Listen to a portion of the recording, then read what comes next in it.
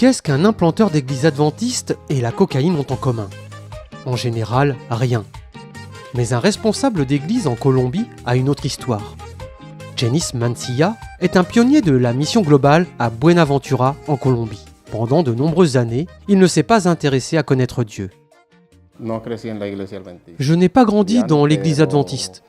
Je suis allé peut-être 2 fois dans une église pentecôtiste à laquelle un ami m'avait invité. Il a passé les années suivantes de sa vie sans fréquenter d'église jusqu'à ce qu'il rencontre sa future femme. La famille de celle-ci était adventiste et l'a convaincu d'étudier la Bible avec elle.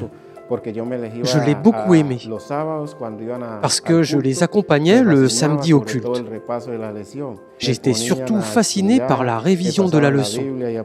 Ils m'ont donné cette Bible et à partir de là, j'ai commencé à étudier très souvent. Alors que Jenis apprenait à connaître Jésus, il travaillait encore dans les champs de coca pour gagner suffisamment d'argent pour survivre. Mais même là, il avait l'occasion de parler de Jésus. Comme il n'y avait pas d'autre endroit où travailler, j'ai dû travailler dans les cultures illégales, dans la cocaïne, dans les champs de coca.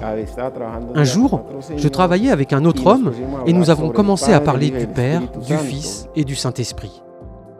Après avoir découvert sa nouvelle passion pour Jésus, Jenis a remplacé le champ de coca par le champ de mission. Il voulait créer un groupe de croyants dans la petite ville de Buenaventura. Mais il avait du mal à trouver un endroit où se réunir. Après bien des difficultés, il a trouvé un endroit à louer. Rapidement, son petit groupe a commencé à se développer en organisant des cultes chaque semaine et en aidant la communauté environnante par le biais d'activités de proximité. C'est cette maison que nous habitons. Elle nous a été louée. Le propriétaire m'a dit que nous pouvions louer pour une durée de 4 ans, parce qu'il allait prendre sa retraite et qu'il voulait créer une entreprise. Notre bail de location arrive bientôt à 4 ans. Alors nous devons bientôt chercher un autre endroit où aller. Malgré les difficultés, Jenis sait que Dieu dirige le rassemblé en Colombie. Merci de prier pour que Jenis et ce groupe de croyants puissent bientôt trouver un nouveau lieu de culte. Nous vous remercions pour votre soutien à Global Mission, ce qui permet de soutenir les centaines de pionniers de Global Mission comme Jenis, qui travaillent à travers le monde dans des régions non encore touchées pour connaître Dieu.